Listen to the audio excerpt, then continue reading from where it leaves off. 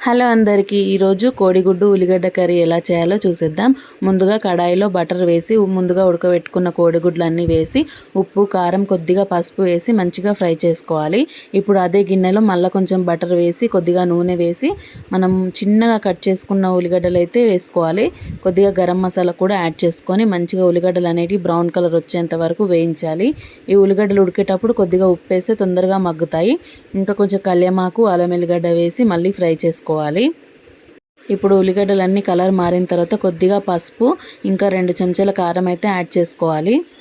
కారం కూడా మగ్గిన తర్వాత చిన్నగా కట్ చేసుకున్న ఒక 2 టమాటాలు వేసి ధనియాల పొడి వేసి టమాటాలు అనేవి మెత్తగా ఉడకనిచ్చుకోవాలి. ఇప్పుడు టమాటాలన్నీ మంచిగా ఉడికిన తర్వాత కొన్ని వాటర్ పోసి నూనె పైకి వచ్చేంత వరకు ఉడికించాలి.